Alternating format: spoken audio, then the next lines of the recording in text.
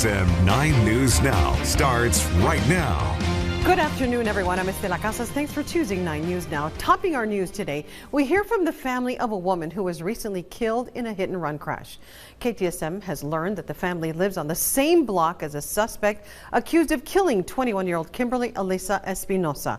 What the family is doing to cover funeral expenses. Also, we're working to learn more about a shooting in central El Paso. Our KTSM 9 News crew is live on the scene. And high heat and powerful winds are a dangerous combination for a wildfire. We have tips on how to keep fires from breaking out near you. But first, we begin with El Paso police investigating a shooting in central El Paso. The call came in around 3 o'clock this afternoon, and it's causing a backup on US 54 at Pershing. KTSM 9 News reporter Jesus Baltasar is live near the area. And Jesus, what can you tell us? Estela, the El Paso Fire Department has said one person was transported to the hospital with critical injuries. Now, if you take a look behind me, you'll see that the scene is still very active. There's multiple law enforcement presence, police and investigators, and there seems to be a black SUV at the focal point of the investigation. Right behind it, you'll see a gray sedan as well, and a black truck that is further up ahead, several feet ahead of the SUV.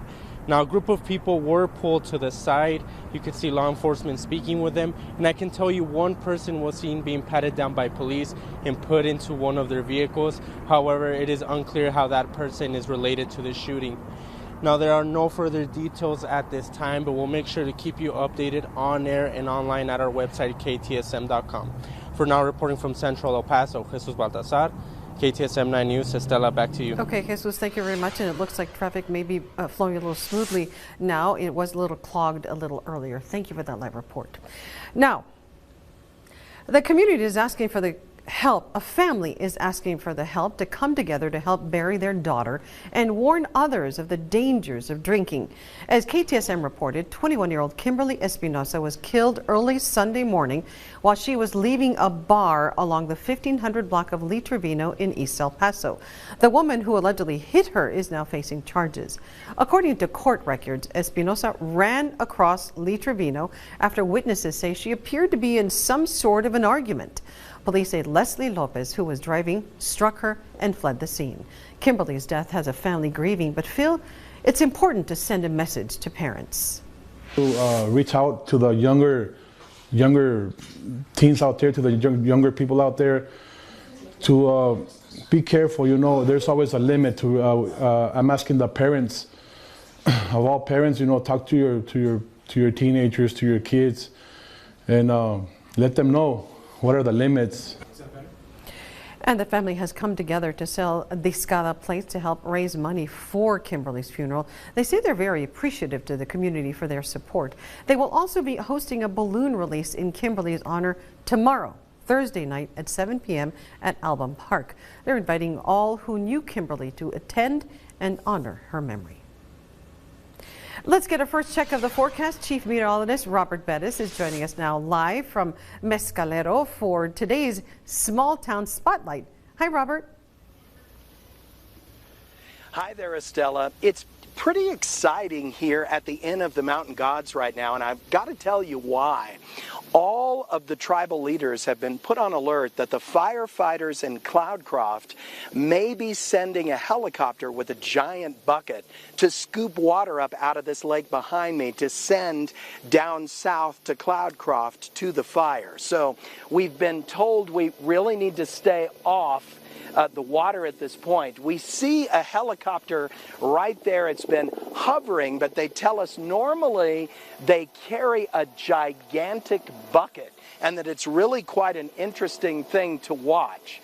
Possibly this is one of the advanced helicopters scouting it out or getting ready. But either way, it's, of course, a source of water where there really is none to fight these fires. So I'm not sure that's necessarily the helicopter that will be scooping up the water, but nonetheless, we're watching it closely. Small Town Spotlight. We're going to shed a positive light on Mescalero, New Mexico, the Inn of the Mountain Gods. Look at this fantastic place. It's about 75 degrees, a little windy up here. I'm going to have your full forecast. We'll talk about the gustiest day on Saturday, and then the winds calm down for the rest of Memorial Day weekend. We've got that first triple-digit day in view on your exclusive 9-day forecast, and we're going to talk about this incredible world-class resort. I'm going to have all of that coming up in just a little bit. Estella. It does look beautiful out there, Robert. Thank you very much. That's 5.5 minutes past 5 o'clock. We're going to take you outside to look at traffic here in El Paso, the El Paso area. This is I-10 and McRae. Traffic is flowing smoothly. The gateways look good. The freeway looks good as well. Let's take a look at another camera. Different story, though. This is what we were talking about earlier. The US 54 in Pershing is a site of some sort of a shooting.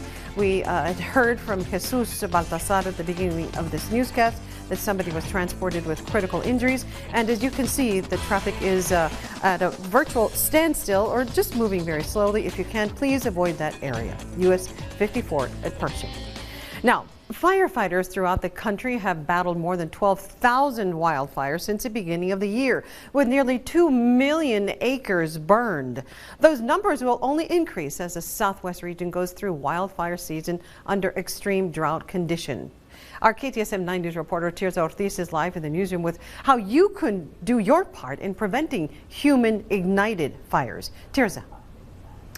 Well, Estella, with the current weather conditions here in El Paso, meteorologists at the National Weather Service tell me the borderland can expect a repeat of summer 2023, warning the community just how easy a wildfire can start with these factors.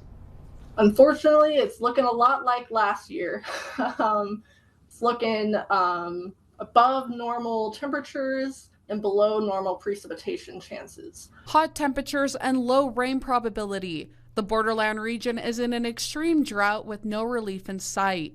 The elements already dangerous on their own combined create a recipe for wildfires. Yeah, with the dry conditions, wildfires to go rampant, they need very dry air, so low minimum relative humidity values, very dry vegetation, so like dry plants and trees, and also breezy winds and warm temperatures. All of those coupled together will create critical fire dangers. Slusher says on a day with these conditions, a fire can start and spread at a rapid rate. Looking ahead, this week poses a risk for the region. We are going to be expecting some elevated fire weather concerns throughout basically the whole work week and even into Saturday and Sunday, but especially Saturday, that is looking pretty breezy. Definitely still staying dry, so definitely pay attention on Saturday and through the work week. She shares tips the community can follow to prevent fires from breaking out. Properly discarding the cigarettes, don't just throw them out because that can cause a wildfire. Another thing you can do is try and keep vehicles off of dry grass because the hot underside of the car can also ignite flames. Avoid activities with open flames or sparks. And with Memorial Day on Monday, people might be firing up the grill this weekend. The National Weather Service says that should be fine. Just make sure to extinguish coals properly and grill away from trees and dead grass. Live in the newsroom, Tirza Ortiz, KTSM 9 News, back to you. And some great advice, Tirza. Thank you very much. Now, this Memorial Day weekend, you can do your part in preventing wildfires by also following the U.S. Department of Agriculture's safety tip, checking for fire restrictions in the area you plan to visit before you head on out. Our coverage of our small town spotlight continues. You just saw Robert. Coming up, we take you to Ruidoso Downs and share history about the Triple Crown Futurity Race racetrack.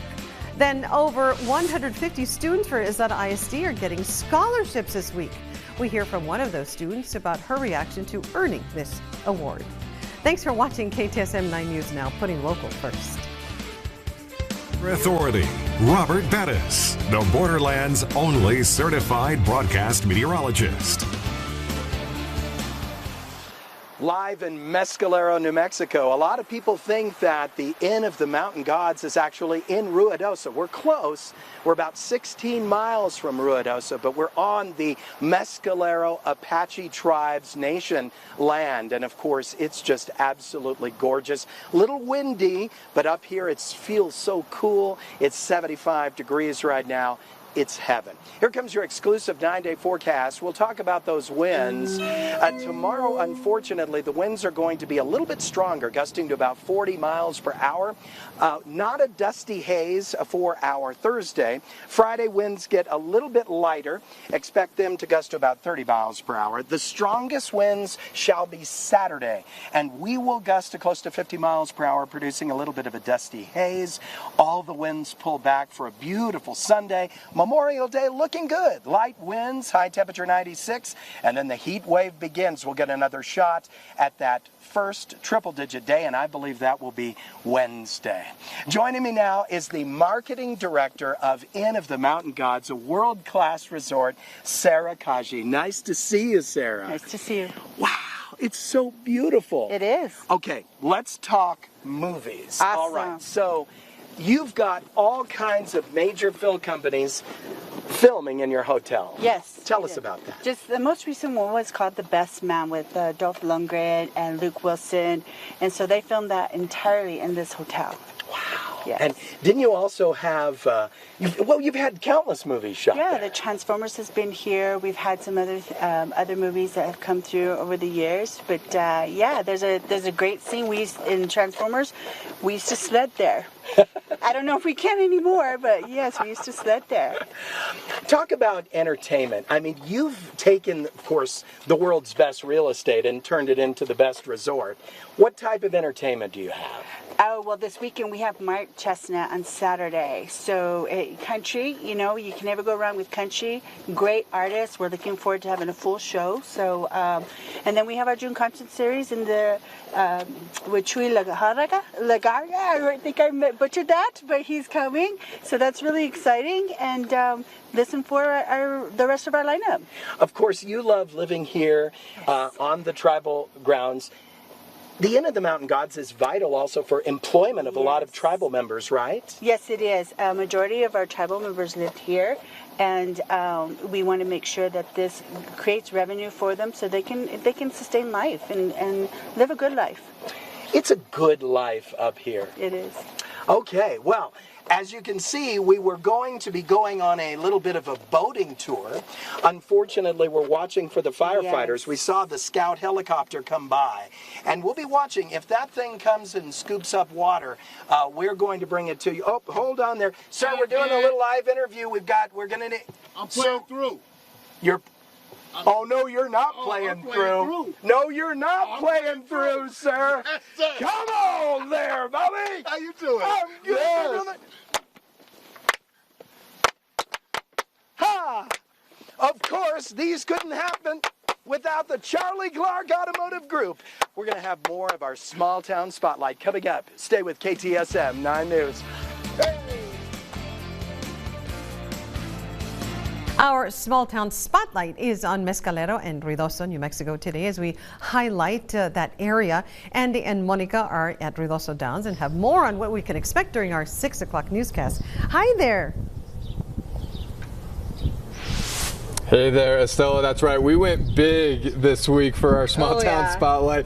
Some 2.5 hours away from El Paso, coming all the way up here to the Ruidoso Mescalero area. We're going to be doing our 6 o'clock newscast, small town spotlight, live from the Inn of the Mountain Gods. Right now, we're actually at the Ruidoso Downs Racetrack and Casino. Really looking forward to today's show. And in terms of Ruidoso Downs, you actually got to experience some of this and some of the quarter horses. Yeah, absolutely. I even got to be on the track out there. I learned a lot about what's going to happen this weekend. Check it out for yourself. They're running in the All-American Futurity. We casually know as the Triple Crown of quarter horse racing. That's what everybody comes up here to see. Who can not only win the best race in quarter horse, but who can compete up here in the mountains at 7,000 feet elevation. Located in the scenic Sacramento Mountains of southern New Mexico, Ruidoso Downs Racetrack is home to the world's richest quarter horse racing for nearly 80 years. So this is the creme de la creme for quarter horse racing. And to describe that, quarter horse racing is not thoroughbred racing. So we really focus on short distance races, sprints. This is the drag racing of horse racing. It's not just about the kind of racing, but the kind of experience. All of it's really about the racing and the fan experience. So this track is built as close to the racetrack as possible. Picture this, you have these majestic horses sprinting on this dirt track at 45 miles per hour while you're just feet away witnessing the spectacle. That is what makes Ruidoso Downs so special. Cowboys Gun Z at the Real Dark Enemy outside train station B. Cowboys Gun Z wins the All-American Futurity.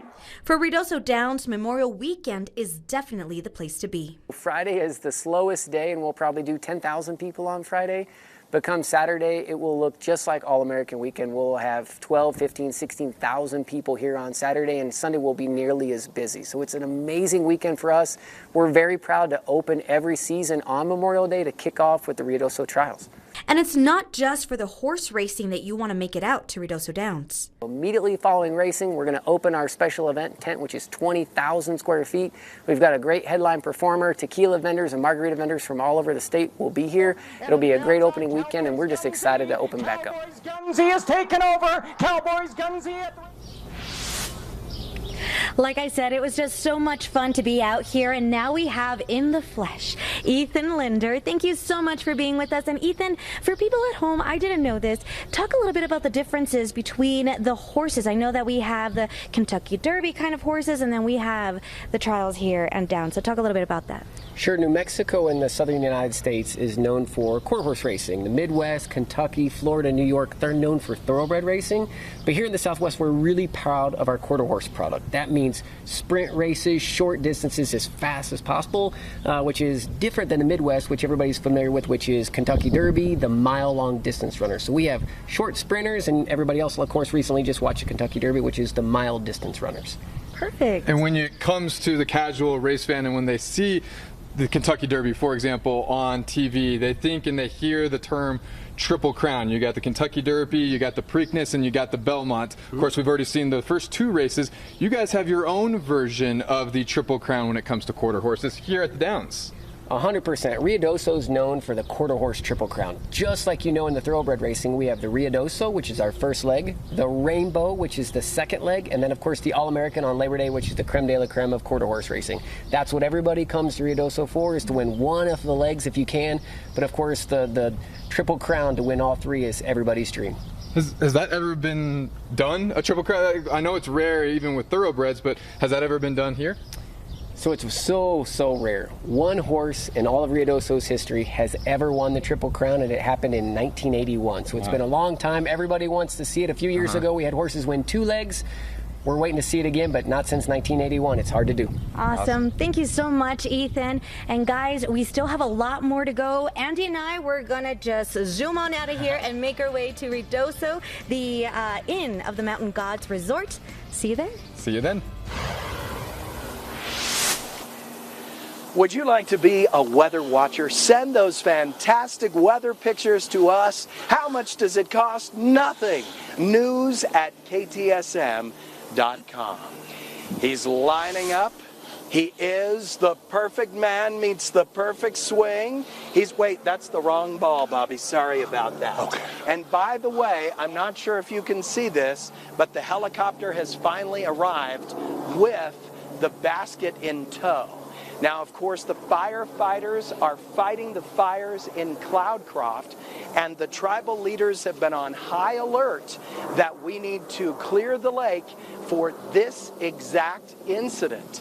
That helicopter will be taking that expandable basket and putting it in the water and sending it over to Cloudcroft to help fight those fires a little east of Cloudcroft.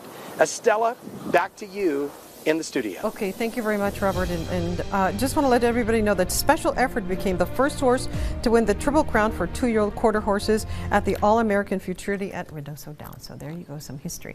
On today's Estelas Estrellas, we recognize some winners of the Izada Education Foundation. Our crew was at Izada High School as 20 students each received a scholarship totaling $38,000. Izada ISD says this year $326,700 were given to 154 college-bound graduating seniors across the district. Senior Miranda Gonzalez, who plans to study psychology at UTEP, told us getting the scholarship was a surprise. I really wasn't expecting it whatsoever. It was a surprise for me, and it's definitely going to help me in college, and I am so very thankful. The Izada Education Foundation is a nonprofit organization established in 1992 to provide financial assistance to Izada ISD students. Other winners will be announced at other schools throughout the week, so that is fantastic. Well, thank you for watching. Stay with us for Lester Holt is up next, and then a special edition of KTSM 9 News at 6 Spotlight on Mescalero and Ruidoso. Have a great night, everybody. Good night.